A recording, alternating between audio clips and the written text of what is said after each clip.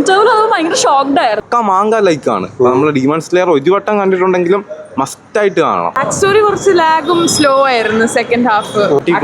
ഒന്നും പറയല്ല, പോയി കാണുക. അക്കാസോയും ടാഞ്ചിറോ തമ്മിലുള്ള ഫൈറ്റ് അത് ഒരു രക്ഷയില്ലായിരുന്നു. കാസയുടെ ലാസ്റ്റ് ഒരു മൊമെന്റ്സ് ഉണ്ട്, അതെന്തായാലും വാച്ച് ചെയ്യണം. അത് ബാക്ക് സ്റ്റോറി കുറച്ച് ലാഗ് ആയിരുന്നു, ബാക്കിയല്ല ഫൈറ്റും ആനിമേഷനൊക്കെ കിടലാണ്. സിനിമ കൊള്ളായിരുന്നു, പക്കാ നൈസായിരുന്നു, സാധനം നൈസാണ്, എന്തായാലും നമുക്ക് മസ്റ്റ് വാച്ച് ആണ്.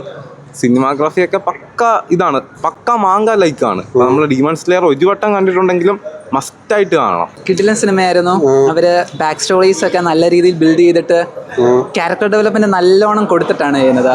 ആൻഡ് ഓരോ at every point you could relate to the characters, why they are what they are, and അവരുടെ വേൾഡ് വ്യൂസിനെ കുറിച്ച് നല്ലോണം ബിൽഡ് ചെയ്തിട്ടുണ്ട്. നല്ല ഡെപ്ത് ഉള്ള ഒരു സിനിമയായിരുന്നു, ജസ്റ്റ് ഒരു ക്യാഷ് ഗ്രാബ് അല്ല. ഇമോഷൻസ് ഒക്കെ പക്കായിട്ട് കൺവേ ചെയ്യുന്നുണ്ടോ? നല്ലോണം കൺവേ ചെയ്യുന്നുണ്ട്. അക്കാസ അടിപൊളി. അക്കാസയുടെ ബാക്ക് സ്റ്റോറി കിഡിലൻ സാധനം, അവന്റെ ആ ഒരു ഫൈറ്റിംഗ് സ്പിരിറ്റ് ഒന്നും പറയാനില്ല.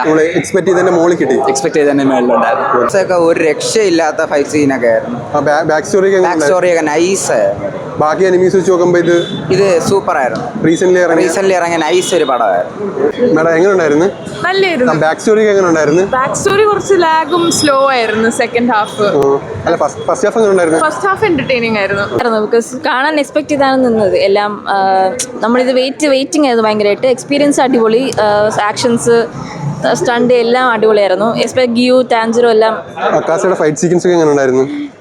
Seriously nice. ഞാൻ റീജനറേറ്റ് എന്ന് വിചാരിച്ചില്ല, എല്ലാം പെട്ടെന്ന് ഹെഡ് റീജനറേറ്റ് ചെയ്തപ്പോൾ ഞാൻ ഭയങ്കരമായിട്ട് ഇതായിട്ട് നിന്ന്, ബിക്കോസ് എക്സ്പെക്ട് ചെയ്തില്ല ഇങ്ങനെ പെട്ടെന്ന് വരുമെന്ന്. പക്ഷേ was wonderful experience. Back story ഒക്കെ ഭയങ്കര ഇമോഷണൽ ആയിരുന്നു. ഇമോഷണൽ ആയിരുന്നു. അക്കാസയുടെ എസ്പെഷ്യലി ഈ ഒരു ബാക്ക് സ്റ്റോറി എക്സ്പെക്ട് ചെയ്തില്ല, നല്ല ഇമോഷണൽ ആയിരുന്നു. പിന്നെ നമുക്ക് നല്ല സെറ്റായിരുന്നു, ഒരുവിധം ത്രില്ലിംഗ് ആയിരുന്നു, എല്ലാം എക്സ്പീരിയൻസ് ചെയ്യാൻ പറ്റിയ മൂവിയാണ്. ഫസ്റ്റ് ഹാഫ് ഒക്കെ എങ്ങനെ ഉണ്ടായിരുന്നു? ഫസ്റ്റ് ഹാഫും കൊള്ളാം, സെക്കൻഡ് ഹാഫും കൊള്ളാം, രണ്ടും എക്സ്പെക്ട് ചെയ്യുന്ന അത്രയും ഇതുണ്ടായിരുന്നു. വർത്ത് ആയിരുന്നു മൂവി. ബ്രോ എങ്ങനെ ഉണ്ടായിരുന്നു? ബ്രോ കൊള്ളായിരുന്നു, സിനിമ കൊള്ളായിരുന്നു. ഭയങ്കര വർത്ത് വാച്ചാണോ? ഫൈറ്റിംഗ് സീൻസ് ഒക്കെ കൊള്ളായിരുന്നു, പിന്നെ കുഴപ്പമില്ല. ബാക്കി അനിമീസ് ഒക്കെ വെച്ച് നോക്കുമ്പോൾ ഈ മൂവിയില് വേൾഡ് ഫേമസ് ആയത് ഇതാണ് ഇപ്പം നിൽക്കുന്നത്. കൊള്ളാം, നല്ല ഒരു ഇത് ഫൈറ്റിംഗ് എക്സ്പീരിയൻസ് ഒക്കെ ഉണ്ട്. ഭയങ്കര നല്ലൊരു ഗ്രാഫിക്സ് ഒക്കെയാണ്. തിയേറ്ററിക്കൽ എക്സ്പീരിയൻസ് എങ്ങനെ ഉണ്ടായിരുന്നു? തിയേറ്ററിക്കൽ എക്സ്പീരിയൻസ് സീനാണ്, കൊള്ളാം. ബാക്കി അനിമീസ് ഒക്കെ വെച്ച് നോക്കുമ്പോൾ എങ്ങനെയുണ്ട്? ഇതിന്റെ അത് ബാക്കി നിമിഷത്തിനെ കാട്ടി കുറച്ച് ഫൈറ്റിംഗിന്റെ ഗ്രാഫിക്സ് ഇതിൽ പൊളിയാണ്.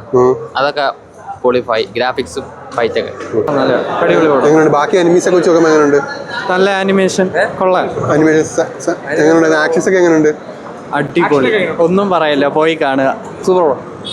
ആക്ഷൻ ഒക്കെ എങ്ങനെ ഉണ്ടായിരുന്നു? നല്ല ആനിമേഷൻ ഒക്കെ സൂപ്പർ. ബ്രോ ബാക്കി അനിമീസ് ഒക്കെ വെച്ച് നോക്കുമ്പോൾ എങ്ങനെയുണ്ട്? ആനിമേഷൻ കൊള്ളാം. എല്ലാവരും എടുത്തു പറയാൻ വേണ്ടി എന്തെങ്കിലും ഉണ്ടോ? 3 മണിക്കൂർ എങ്ങനെ ഉണ്ടായിരുന്നു? നല്ലായിരുന്നു. ബാക്കി അനിമീസ് വെച്ച് കമ്പയർ ചെയ്യുമ്പോൾ എങ്ങനെ അതിനെക്കാളും ബെറ്റർ ആണ്.